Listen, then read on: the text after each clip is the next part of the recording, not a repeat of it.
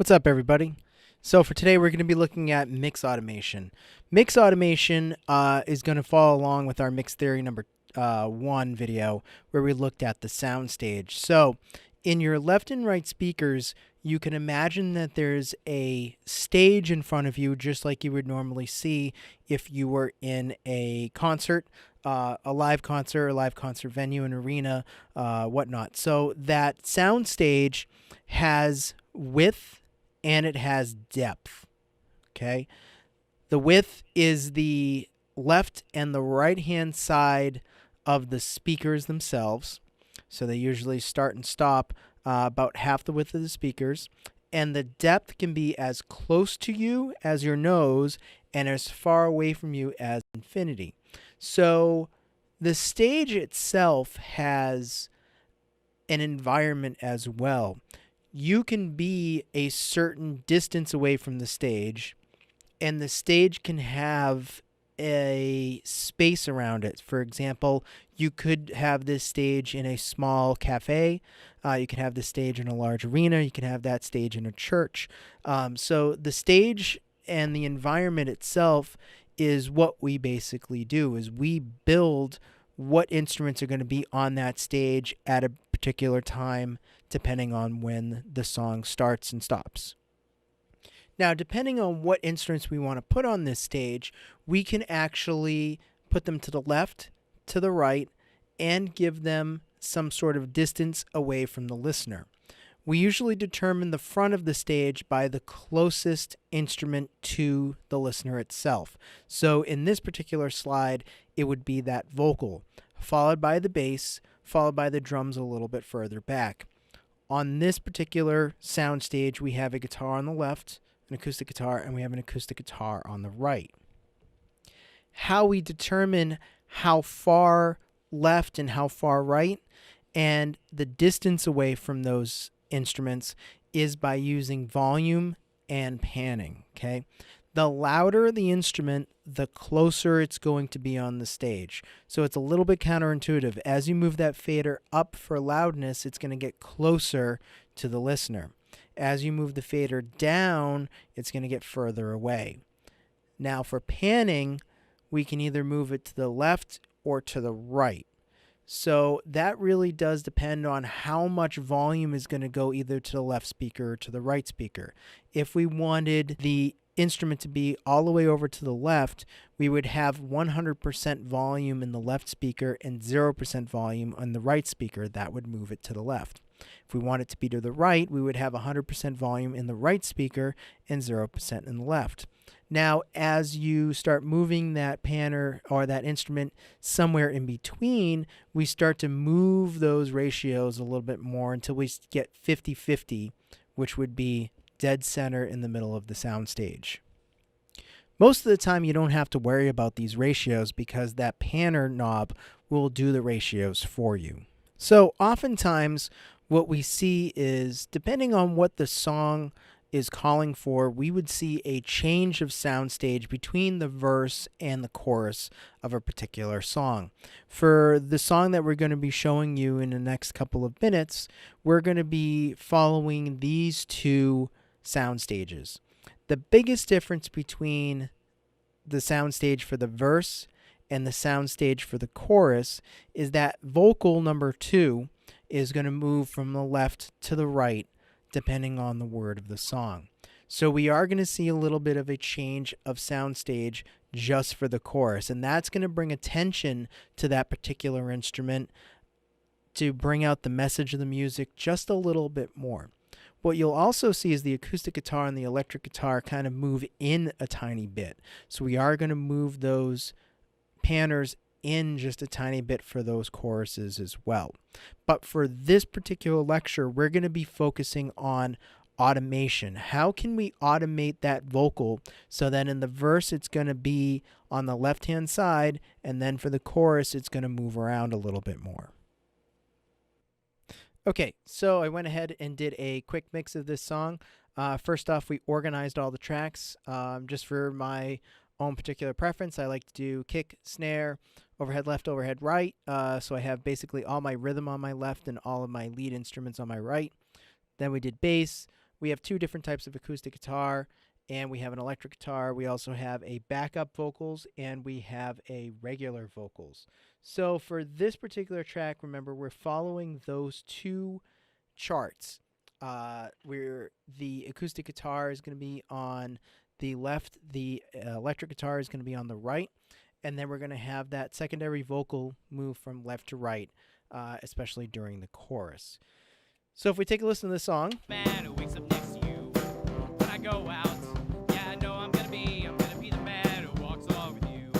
If I get drunk, well, I know I'm gonna be. Okay, we want to focus on that secondary vocal, so I'm just going to minimize the rest of my tracks except for vocal number 2.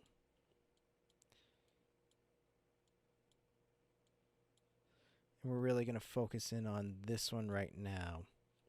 Okay. So as we are, whoops. Oh, so what I ended up doing is grouping it by accident. So let me just ungroup it. There we go. Man who wakes up next to you when I go out. Yeah, I know I'm gonna be. And I will walk 500 miles an hour. There's my secondary vocal.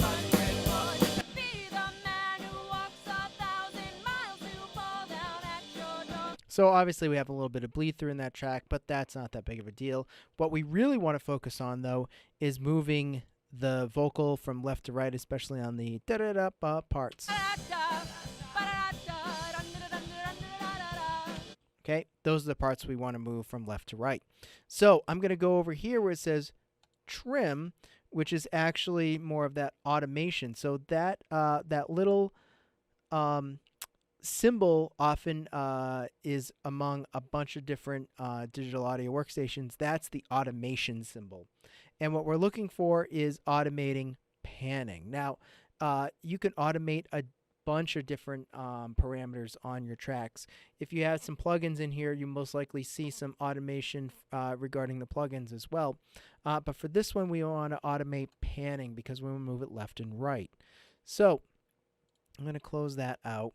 Now, when we do automation for panning, oftentimes what happens is the center of your pan is right in the middle. As we want to move that from left to right, if we move the line up, it's on the left-hand side. If we move it down, it's on the right.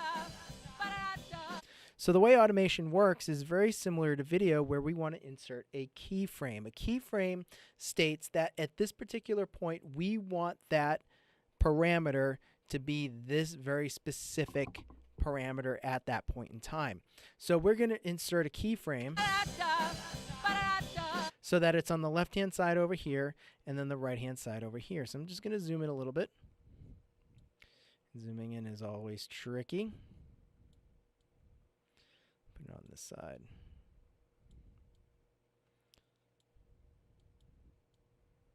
Okay. So as we go, da da da da da da da.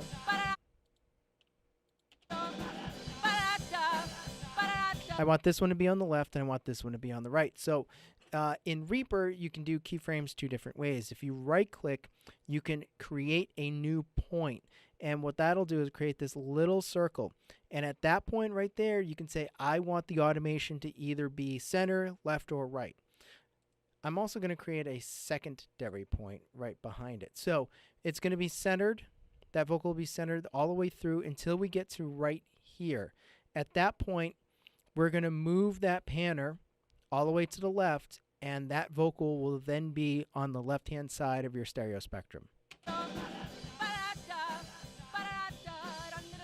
Okay, so as you notice, it's going to ramp all the way to that point. If we wanted to make that ramp even shorter, we could then close down that point,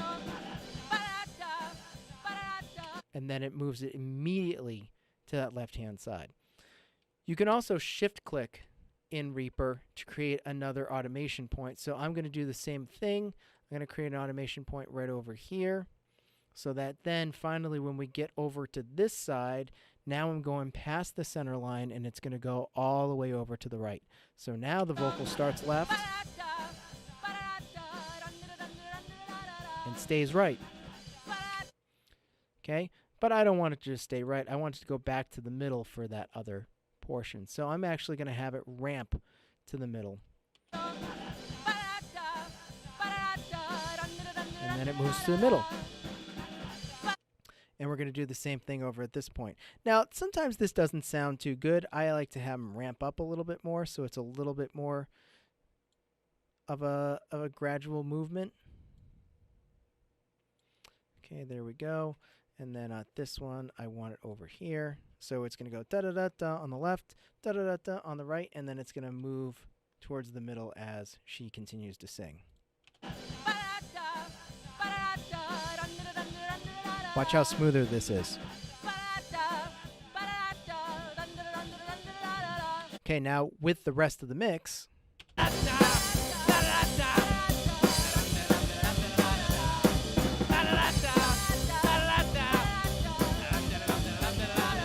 okay, so we're going to create that sort of ping pong effect between left and right. Okay, so according to our chart, what we want to do is we want to automate that acoustic guitar and that electric guitar. So we want that acoustic guitar to be on the left-hand side, the electric guitar to be on the right-hand side. So if we go into our automation points, we're going to automate the panning again on both the acoustic and the electric. Now, again, for the acoustic, we already had it hard panned all the way to the left. And for the electric, we already had it hard panned all the way to the right. So we want to then switch those pannings to be in just a tiny bit for the chorus. So as we listen. So right at that point, it needs to come in a little bit. So I'm going to create a new automation point. I'm going to create one behind it. And what that's going to do is it's going to keep the panning all the way left during that particular point, and then I'm going to bring it in to about halfway in the stereo spectrum, maybe about 60% at that point. And I'm going to do the same exact thing on the electric guitar. I'm going to create a new point, and then right at this particular point in time, come on, create a new point. I'm going to move that in about the same amount, right? So 60%. Okay? So now as the song plays,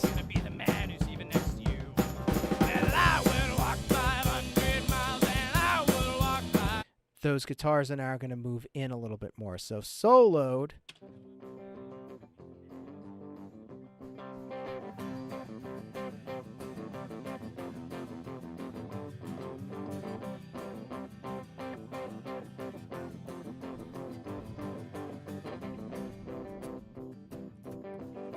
Okay, so that's what we want to see. Now, this is going to be even more noticeable when we get to the verse, and the verse is going to be...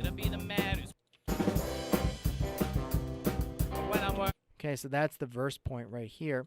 So I'm going to do the same exact thing. I'm going to create 2 points. I'm going to shift-click this time so that now during that chorus, it stays more towards the middle, and then we hard pan it right at that particular point. And same thing over here. Once we get to this point, I'm going to hard pan it left. So now, when I'm working, yes, I know I'm gonna be the man who's... That really pulls left and pulls right. So again, listening to that isolated.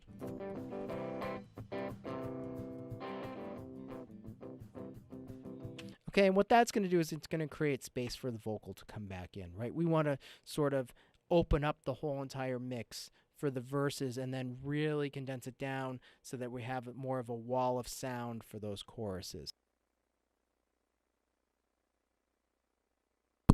So in the end, this is automation. The ability to automatically change your mix depending on what the song is actually calling for. Are you looking to get more of a tight sound for the choruses, or are you looking to get more of an open up sound for the entire mix? It really does depend on what the producer and the artist are sort of thinking about in terms of the mood of this song. And with automation, you can program the changes so that you have a much more precise mix.